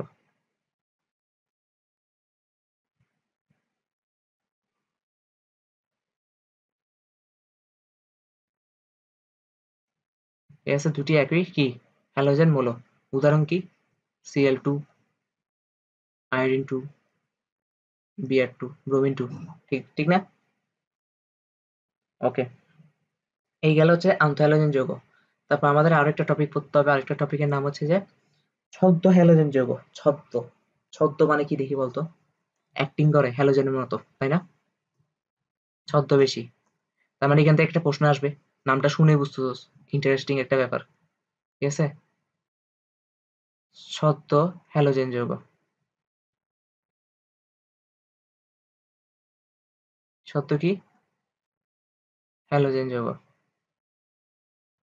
বেশিরভাগ হ্যালোজেন দেখবি যে কেন হ্যালোজেনের মৌলগুলো আছে না, বেশিরভাগটা কেন 100% হ্যালোজেন মৌলগুলাই কি যৌগ, যখন যৌগ গঠন করে ইলেকট্রন দেওয়া নেওয়ার ব্যাপার আসে, তখন fluorine minus, Cl minus, bromine minus, এভাবে থাকে না? তো ছদ্ম হ্যালোজেন যৌগগুলো হচ্ছে কেন ছদ্ম হ্যালোজেন যৌগগুলো হচ্ছে যে সায়ানাইড মাইনাস, ঠিক আছে। তারপর থায়োসায়ানাইড, থায়ো কি সায়ানাইড, এটাকে বলে থায়োসায়ানাইড। দেখতো এগুলো অনেকটা মাইনাস মাইনাস মাইনাসের মতন কাজ করতেছে না, ইয়ার মতন অনেকটা এদের মতন কাজ করতেছে না, কারণ এদের হ্যালোজেন গ্রুপের মতো, এই যে সেই জন্য এদেরকে ছদ্ম হ্যালোজেন যৌগ বলে, ঠিক আছে। তারপর হচ্ছে যে সেলেনোসায়ানেট, আরেকটা আছে সেলেনোসায়ানেট। সেলেনোসায়ানেটের সঙ্গীত কি? SeCN মাইনাস, এটাকে কি বলে? সেলেনো সেলেনোসায়ানেট, ক্লিয়ার? তাহলে এগুলো হচ্ছে ছদ্ম হ্যালোজেন যৌগ। যদি পরীক্ষায় আসে নিচের কোনটি ছদ্ম হ্যালোজেন যৌগ, পারবে কিনা? শিওর? কেমনে শিওর? ওকে, তারপর গ্রুপ 17 আরো কিছু ধর্ম আছে, ঠিক আছে। HX গঠন, এটা কি? এইচএক্স গঠন মানে কি বলতো? মানে হাইড্রোজেন হ্যালাইড, ভেরি গুড। এখানে এক্স কি? এক্স হচ্ছে ফ্লোরিন, ফ্লোরিন, ব্রোমিন, আয়োডিন, এরা, ঠিক আছে। কয়েকটা উদাহরণ দিই, নিলে তো পারার কথা। হাইড্রোজেন ফ্লোরাইড, হাইড্রোক্লোরিক অ্যাসিড, ঠিক না? হাইড্রোব্রোমাইড, তারপর হচ্ছে হাইড্রো আয়োডাইড, নাকি? ওকে, এখানে একটা শক্তির ক্রম আসে, শক্তির ক্রম কি আসে? শক্তির ক্রম, শক্তির কি ক্রম? শক্তির ক্রম সব থেকে বেশি হাইড্রোজেন আয়োডাইডের, তারপর হচ্ছে যে হাইড্রোজেন ব্রোমাইডের, তারপর হচ্ছে যে হাইড্রোক্লোরিক অ্যাসিডের, তারপর হচ্ছে হাইড্রোফ্লোরিক অ্যাসিডের, ঠিক আছে। এটা হচ্ছে শক্তি ক্রম। দেখি বলতো শক্তি ক্রমটা এমন কেন হয়েছে? হুম, হুম। শক্তি কার বেশি? শক্তি কার বেশি বুঝাচ্ছি, শক্তির বেশি না, কোন অ্যাসিডটা শক্তি বেশি, তাই না? যে অ্যাসিডটা সহজে বিক্রিয়া করে ফেলবে তার শক্তি তত বেশি না, বিক্রিয়া করে ফেলবে। তার মানে হাইড্রোজেন আয়োডাইড যেটা আছে, হাইড্রোজেন আয়োডাইড যে অ্যাসিডটা আছে এটা সব থেকে তাড়াতাড়ি বিক্রিয়া করতেছে। তার মানে প্রশ্ন হচ্ছে কেন তাড়াতাড়ি বিক্রিয়া করতেছে, ঠিক আছে। দেখি বল কেন বিক্রিয়া করতেছে তাড়াতাড়ি। আরো একটা ক্লু দিই তোকে, আরেকটা ক্লু দিই। বিক্রিয়া, বিক্রিয়া বলতে আমরা কি বুঝি? হয় ইলেকট্রন দিবে নতুবা ইলেকট্রন নিবে। তাহলে এবার বল, তাহলে হাইড্রোজেন আয়োডাইড কেন সব থেকে বেশি শক্তিশালী?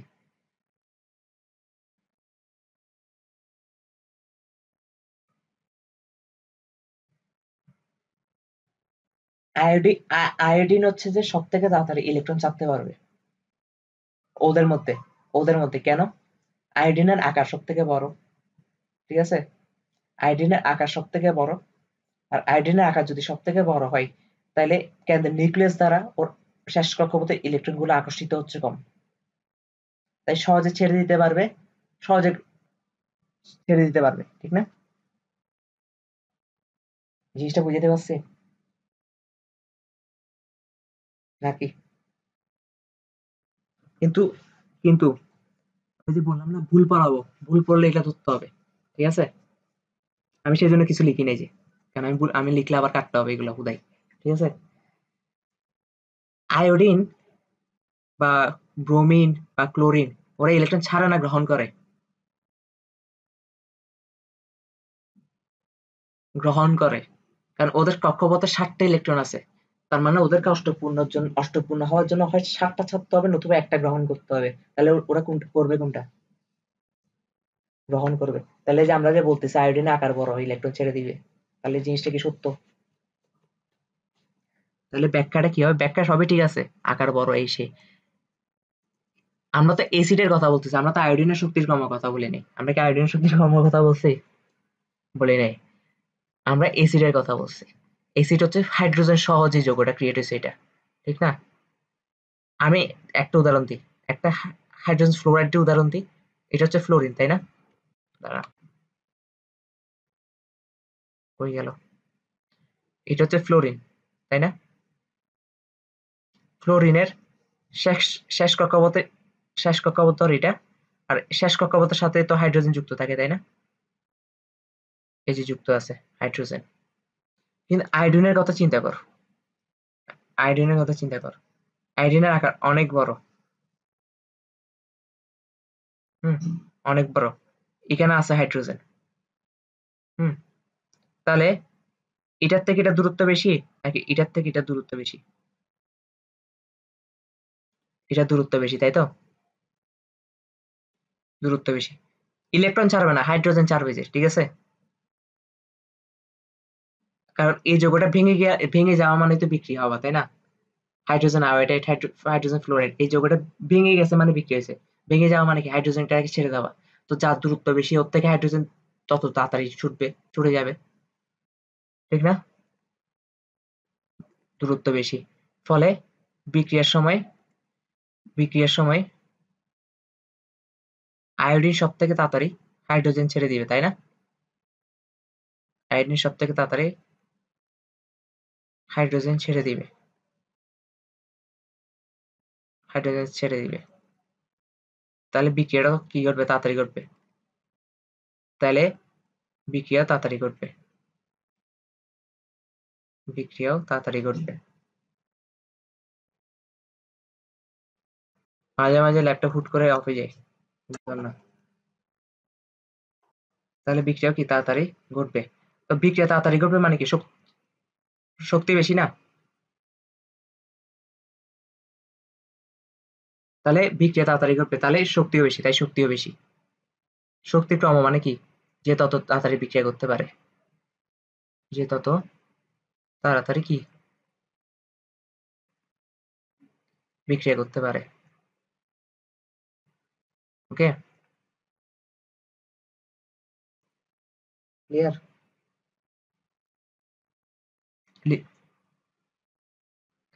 ক্লিয়ার নাকি? ওকে, তাহলে এটা গেল গা। এখন হচ্ছে গ্রুপ 17 এর হচ্ছে আরেকটা ধর্ম আছে, ঠিক আছে? গ্রুপ 17 আর কি, আরেকটা কি আছে? গ্রুপ 17 এ আরেকটা ধর্ম আছে, সেটা হচ্ছে যে অসামঞ্জস্যতা বিক্রিয়া। অসামঞ্জস্যতা বিক্রিয়া আমি তোকে অলরেডি পরিমাণগত রসায়নে পড়াইছিলাম, ঠিক আছে? অসামঞ্জস্যতা বিক্রিয়া, অসামঞ্জস্যতা বিক্রিয়া, দেখি বলতো অসামঞ্জস্যতা বিক্রিয়া। ভেরি গুড, ভেরি গুড, কাছাকাছি আসছ তো। হুম, অসামঞ্জস্যতা বিক্রিয়া, অসামঞ্জস্যতা বিক্রিয়া, জারণ বিজারণ রিলেটেড, তাই না?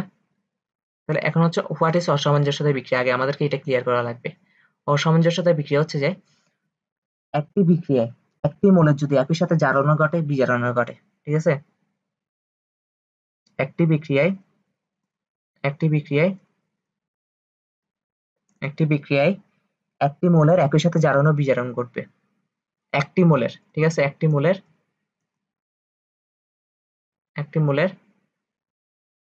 একই সাথে জারণ এবং বিজারণ ঘটবে এবং বিজারণ ঘটবে। জিনিসটা ক্লিয়ার কিনা? তাহলে আমরা একটা এক্সাম্পল দিই, তাহলে ক্লিয়ার হয়ে যাবে। এক্সাম্পল অবশ্যই গ্রুপ 17 এ কাউকে নিয়ে দেওয়া লাগবে, তাই না? কারণ আমরা পড়তেছি কি গ্রুপ 17 নিয়ে পড়তেছি। যদি আমরা বলি ক্লোরিন, ক্লোরিন 2, এটার সাথে যদি আমরা পানির বিক্রিয়া দিই তাহলে কি উৎপন্ন হয়? তাহলে এখানে উৎপন্ন হচ্ছে যে হাইড্রোক্লোরিক অ্যাসিড প্লাস HOCl, ঠিক আছে? হাইপোক্লোরাস বলে এটাকে। এটাকে কি বলা হয়? হাইপোক্লোরাস। এটা কি কি বলা হয়? হাইপোক্লোরাস। এখানে একটা জিনিস খেয়াল করতো, এখানে ক্লোরিনের জারণ মান কত ছিল? এটা তো শূন্য ছিল না, কারণ একটা যৌগের ওভারঅল জারণ মান শূন্য হয়। কিন্তু এখানে ক্লোরিনের জারণ মান কত? -1 না? আর এখানে ক্লোরিনের জারণ মান হচ্ছে যে +1। জারণ মান তো বের করতে পারোস, তাই আমি আর দেখাচ্ছি না +1, ঠিক আছে?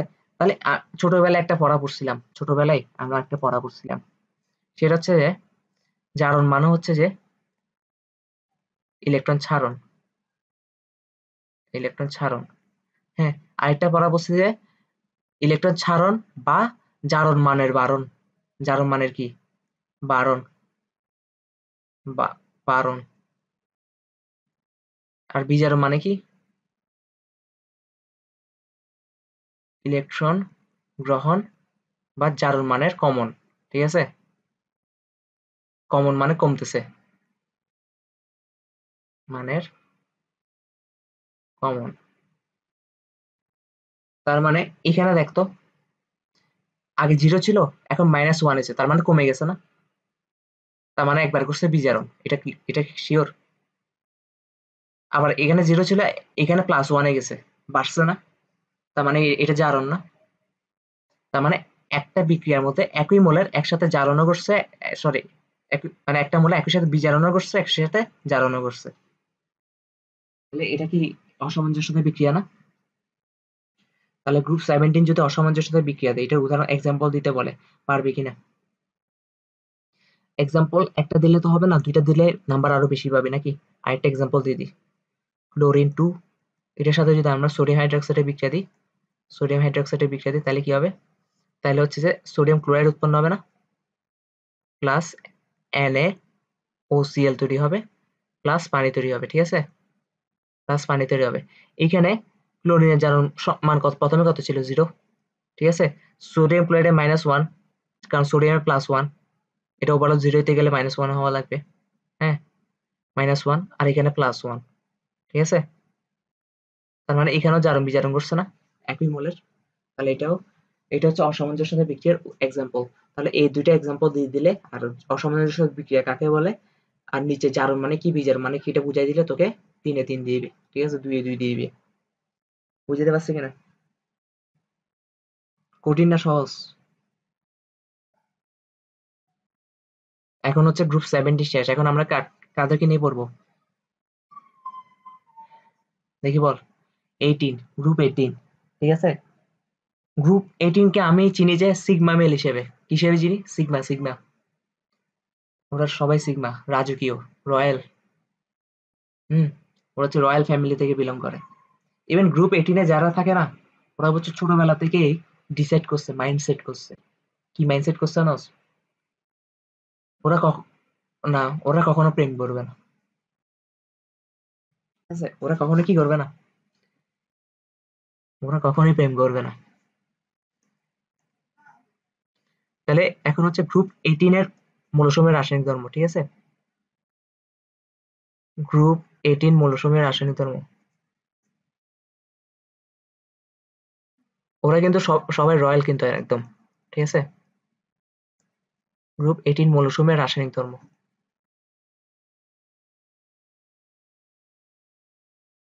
ওকে, তাহলে ওদের রাসায়নিক ধর্মটা কি আমরা যদি, আরে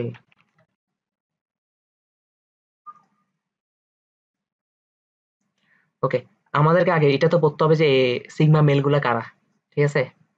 রয়্যাল ফ্যামিলিতে কারা থাকে, গ্রুপ 18 এ কারা থাকে, দেখি বলতো, কয়েকটা নাম বলতো। হিলিয়াম, নিয়ন, নাকি argon, argon, krypton, xenon, radon, এরা সবগুলো হচ্ছে কি রয়্যাল ফ্যামিলি, ঠিক আছে? এখানে একটা জিনিস লিখে দে, নোট খাতায় লিখে দে। ওরা ওরা ছোটবেলা থেকে ডিসাইড করছে ওরা কখনো প্রেম করবে না, ঠিক আছে? কারণ আছে কেন লিখতেছি,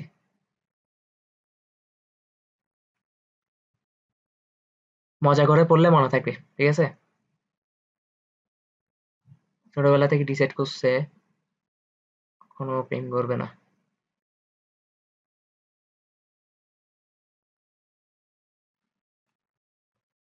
কিন্তু কেন, ঠিক আছে?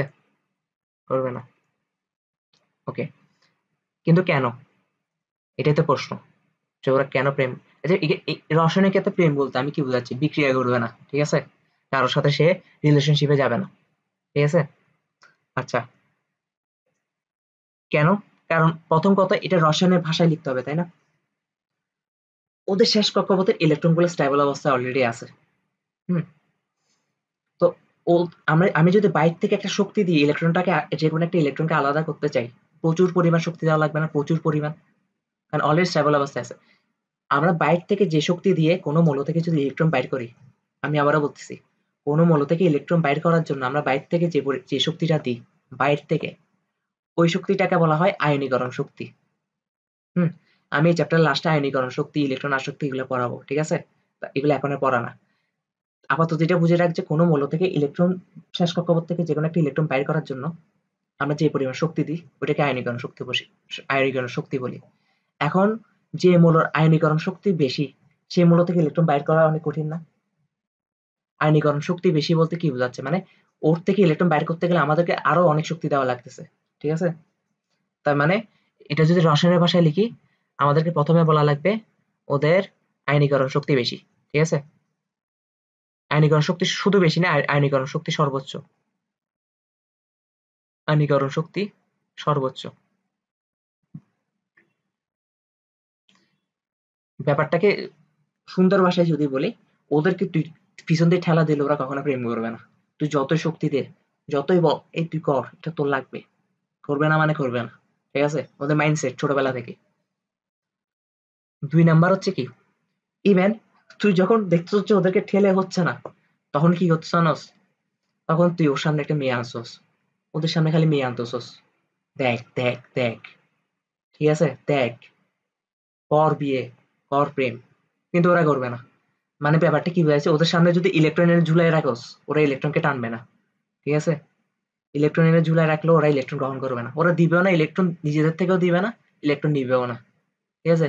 ওদের দরকার নাই, ও সিগমা। তাহলে ইলেকট্রন, ইলেকট্রনের ইলেকট্রন ওদের সামনে ঝুলাই রাখলেও ওরা ইলেকট্রন নেয় না। তার মানে ওদের কোনো ইলেকট্রনের প্রতি আসক্তিই নেই, তাই না? ইলেকট্রনের প্রতি তার কোনো আসক্তি নেই, আছে? তার মানে ইলেকট্রন আসক্তি শূন্য না? ইলেকট্রন আসক্তি শূন্য, আসক্তি শূন্য। এই দুইটা কথা লিখবি, আরেকটা কথা লিখে দিবি। এটা হচ্ছে যে 3 নাম্বার কথাটা একদম কমন সেন্সের কথা। সেটা হচ্ছে যে যোজ্যতা স্তর হচ্ছে সুস্থিত ইলেকট্রন বিন্যাস, ঠিক আছে? যোজ্যতা স্তরে কি সুস্থিত ইলেকট্রন বিন্যাস, মানে স্টেবল অবস্থায় আছে যোজ্যতা স্তরটা, ঠিক আছে? সেই জন্যই তো ওরা গ্রুপ 18 এ পড়ছে, ঠিক আছে? সুস্থিত ইলেকট্রন বিন্যাস। এখন কথা হচ্ছে যে প্রতিটা ফ্যামিলিতে একটা কুলাঙ্গার থাকে, ঠিক আছে? তোরা সবাই একই মাইন্ডসেটে বড় হলো, একটা কুলাঙ্গার এখানে আছে। দেখি কুলাঙ্গারটাকে ডিটেক্ট করতো কে? যে হচ্ছে কি সবার সামনে হচ্ছে না না আমি প্রেম করবো না, না না, আরে আমার এগুলো দ্বারা হবে না, এগুলো আমার হবে না। কিন্তু ভিতরে ভিতরে কি সুযোগ পেলে দিবে দৌড়, ঠিক আছে? সুযোগ পেলে প্রেম করে বলবে। দেখি বল কুলাঙ্গারটাকে, এই গ্রুপে কুলাঙ্গারটাকে দেখি ডিটেক্ট করতে পারস কিনা। এলিয়াম না, এই গ্রুপে কুলাঙ্গার হচ্ছে জ্যানন। জ্যানন। তাহলে কুলাঙ্গারটাকে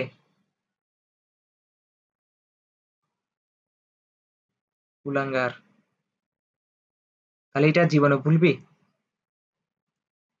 সেই জন্য আমি এভাবে পড়াইছি, ঠিক আছে? কারণ এখান থেকে প্রশ্ন বেশি আসে। ওখানে তার প্রশ্ন বলবে না নিচের কোনটি কুলাঙ্গার, ওখানে বলবে নিচের কোনটি গ্রুপ 18 এর থেকে ব্যতিক্রম আচরণ করে, কেন আচরণ করে, ঠিক আছে? তখন জ্যানন যেটা ভুলে গেলে হবে না, এটা জীবনে ভুলবি না। ভুলবি নাকি? ওকে। এখন কথা হচ্ছে জ্যানন কেন কুলাঙ্গার, ঠিক আছে? জ্যানন কেন কুলাঙ্গার? ভালো প্রশ্ন। কারণ কেন? জ্যানন হচ্ছে যৌগ গঠন করে। জ্যানন কি করে? জ্যানন যৌগ গঠন করে। কিন্তু কেমনে? জ্যানন যৌগ গঠন করে। আমরা যদি জ্যাননের ইলেকট্রোমিনাস দেখি, জ্যানন কত? 54। অনেক বড় কিন্তু, ঠিক আছে? কিন্তু কিছু করার না, আমাদেরকে পুরোটা করতে হবে।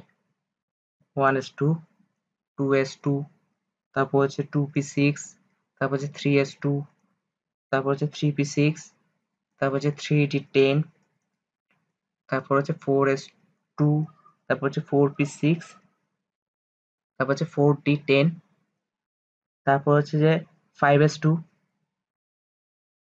5s2, তারপর হচ্ছে 5p কত? 5p হচ্ছে 6, ঠিক আছে? এরপর হচ্ছে যে 5d0, তার মানে কি ফাঁকা ডি অরবিটাল আছে, ঠিক আছে? ওই যে বলছি না, যৌগ গঠন করার টপিক আসলে আমার হাত দেওয়া লাগবে কোথায়, ফাঁকা ডি অরবিটাল আছে কি না, ঠিক আছে? তো আমি যদি শেষ কক্ষপথের ওদের ইলেকট্রন বিন্যাসটা দেখাই, শুধু 5s থেকে এখান থেকে দেখাই, এখান থেকে একটু দেখাই, তাহলে তখন কি দেখবো? তখন হচ্ছে 5s তো এটা একটা, ঠিক না? 5p হচ্ছে এটা তিনটা, আর 5d হচ্ছে কত? 5d হচ্ছে যে 1 2 3 4 5, এরকম না? এখন যদি আমি এখানে ইলেকট্রন বিন্যাস করি, যখন চ্যানেল উত্তেজিত করব, কি করব? কানের নিচে ঠাস করে দিলে ওর মেজাজ হয়ে যাবে গরম, মেজাজ গরম হয়ে গেলে ও কি করবে? ওর একটা ইলেকট্রন গুলা শেষ কক্ষপথের গুলো বিজোড় ভাবে থাকতে যাবে, তাই না? তো আমি 5s টাকে প্রথমে স্টেবল রাখি। 5s টাকে প্রথমে কি রাখি? স্টেবল রাখি। এটা তো দুইটা ছিল, দুইটা বসাই দিই। আর 5p তে কয়টা ছিল? 6টা ছিল না? তার মানে এগুলো বিজোড় অবস্থায় চলে আসলে একটা দুইটা তিনটা, আর বাকি তিনটে এখানে লাফ মেরে বসে যাবে না? তাইলে এই সুযোগটা গ্রহণ করে কে জানোস? ফ্লোরিন। ফ্লোরিন। ফ্লোরিন আর জ্যাননের মধ্যে আগে থেকে চক্কর চলতো, ঠিক আছে? গোপনে গোপনে সুযোগ পেলে ওরা এই কাজগুলো করে। হুম। ফ্লোরিন। এই যে এখানে যাই কি কি বসে যাবে? ফ্লোরিন, ঠিক আছে? তাহলে 6টা ফ্লোরিন বসে, তাহলে কি জ্যানন হেক্সাল ফ্লোরাইড সম্ভব হচ্ছে না? শুধু এখন কথা হচ্ছে জ্যানন হেক্সাল ফ্লোরাইড সম্ভব না, জ্যানন ফ্লোরাইডও সম্ভব, জ্যানন টেট্রাফ্লোরাইডও সম্ভব, ঠিক আছে? এখন বিক্রিয়াগুলো দেখাই দিই। রিজন হচ্ছে ফাঁকা ডি অরবিটাল আছে, এটা দেখাই দিলে হবে, সেজন্য ফ্লোরিনের সাথে বিক্রিয়া করে, ঠিক আছে? এরপর বাকি তিনটা রিজন হ্যাঁ, কিন্তু বিক্রিয়া দেখা হবে সবগুলা। আমি লিখে দিচ্ছি তো। যদি ফ্লোরিন 2 এর সাথে বিক্রিয়া করে, কার উপস্থিতিতে? অবশ্যই এখানে নিকেল উপস্থিত লাগবে, ঠিক আছে? নিকেল, আচ্ছা আমার একজন, আচ্ছা জ্যানন আর ফ্লোরিন। এখন কথা হচ্ছে জ্যানন তো অন্যায় করতেছে গ্রুপের মধ্যে, তাই না? তো অন্যায় করলে নিশ্চয়ই কারো হেল্পে অন্যায় করতে হবে, চুরি করতে গেলে। কারো হেল্প হেল্প করে কে? নিকেল। নিকেল হেল্প করে। হেল্প করে। টেম্পারেচার হচ্ছে 400°C, ঠিক আছে? 400°C। তখন হচ্ছে জ্যানন ফ্লোরাইড তৈরি হয়। এখন হচ্ছে জ্যাননের সাথে যখন আমরা 2 মোল ফ্লোরিনের বিক্রিয়া দেওয়াবো, ঠিক আছে? তখন কি উৎপন্ন হবে? জ্যানন টেট্রাফ্লোরাইড, ঠিক আছে, জ্যানন টেট্রাফ্লোরাইড।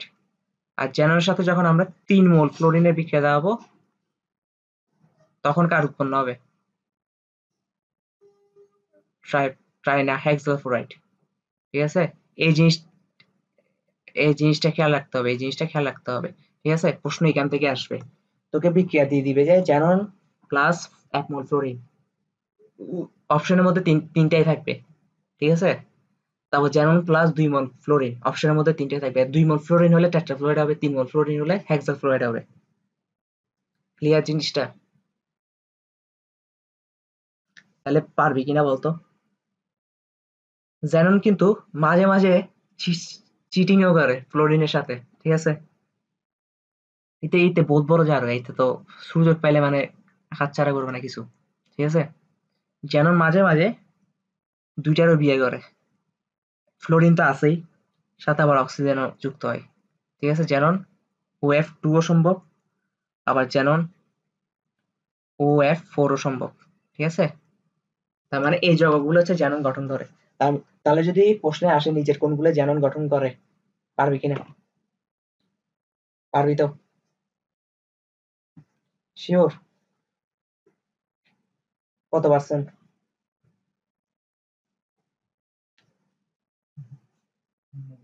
98? বাকি 2% শিওর না কেন?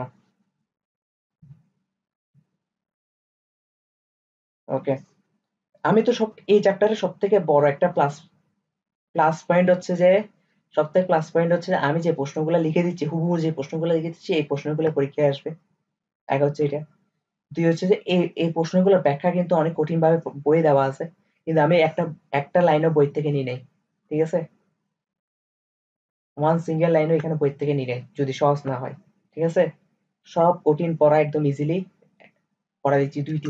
দুই তিনটা রিজন দেখাচ্ছি। ফাঁকা ডি অরবিটাল নাই, মানে এই যে ঘুরে ফিরে দেখবি যে ফাঁকা ডি অরবিটাল আছে কি নেই, এটা এই এক ঘটনা। দুই ঘটনা হচ্ছে কি, hydrogen bond, van der Waals bond, এই জিনিসগুলো আছে কিনা, ঠিক আছে। তো আমি যে এক্সাম্পল গুলো দেখাচ্ছি এর বাইরে তার প্রশ্ন আসবে না, ঠিক আছে। তো এগুলাতে কোনটাতে হাইড্রোজেন বন্ড, যেমন পানিতে হাইড্রোজেন বন্ড আছে, এগুলোকে আমরা পারবো না। তাহলে পি ব্লক মৌল শেষ, ঠিক আছে। এখন আমরা যাব ডি ব্লক মৌলে, কিন্তু ডি ব্লক মৌল আমরা সব পড়বো না আজকে, আমরা যে ডি ব্লক মৌলের একটা পরিচয় দিব, ঠিক আছে।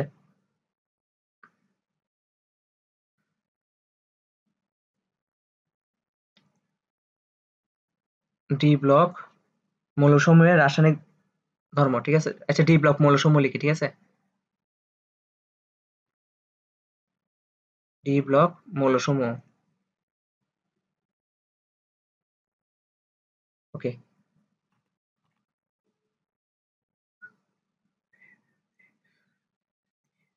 ডি ব্লক রাসায়নিক আচ্ছা, আমরা কিন্তু একটা ট্রেলার দেখাইছিলাম, আমি ট্রেলার, কারণ আমার প্রতিটা চ্যাপ্টার পড়ানোর স্টাইল সেম থাকে, শুরুতে ট্রেলার দেখাই, তাই না? তাহলে অবস্থান্তর মৌলের সাথে আশা করি অলরেডি পরিচিত, অবস্থান্তর মৌলের সাথে। তো ডি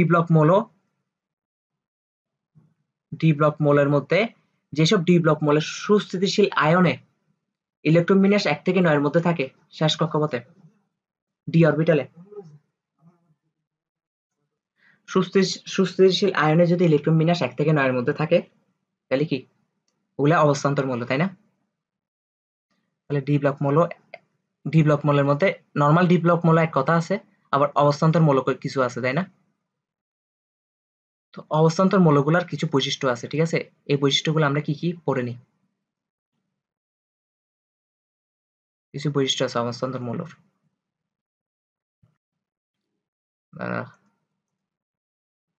কয়টা বৈশিষ্ট্য? 5টা বৈশিষ্ট্য, ঠিক আছে।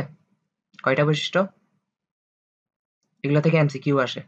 একটা বৈশিষ্ট্য, দুইটা বৈশিষ্ট্য, তিনটা বৈশিষ্ট্য, 4টা বৈশিষ্ট্য, 5টা বৈশিষ্ট্য, ঠিক আছে। তাহলে তারা কি কি বৈশিষ্ট্যগুলো কি কি পড়ার ইচ্ছা আছে কিনা? 1 নম্বর বৈশিষ্ট্য হচ্ছে যে পরিবর্তনশীল জারণ মান প্রদর্শন করে। পরিবর্তনশীল কি প্রদর্শন করে? জারণ মান প্রদর্শন করে, প্রদর্শন করে। 2 হচ্ছে যে ডি ব্লক মৌল কিন্তু কঠিন পড়া, ঠিক আছে? ডি ব্লক থেকে একটু একটু কঠিন আসবে, একটু কঠিন আসবে। তারপর হচ্ছে যে প্রভাবক রূপে কাজ করে, প্রভাবক রূপে কাজ করে, প্রভাবক রূপে কাজ করে। 3 নাম্বার হচ্ছে যে, তার মানে আমরা যে কোনো রাসায়নিক বিক্রিয়ায় যে প্রভাবগুলো ইউজ করে বেশিরভাগ প্রভাব দেখবি যে ডি ব্লক মৌল, মানে ওদের শেষ ইলেকট্রনটা সবসময় ডি অরবিটাল প্রবেশ করে এরকম মৌল, ঠিক আছে? তারপর হচ্ছে জটিল যৌগ গঠন করে, জটিল যৌগ গঠন করে, জটিল যৌগ গঠন করে। আর 4 হচ্ছে কি, 4 হচ্ছে যে চৌম্বক ধর্ম প্রদর্শন করে, চৌম্বক ধর্ম প্রদর্শন করে।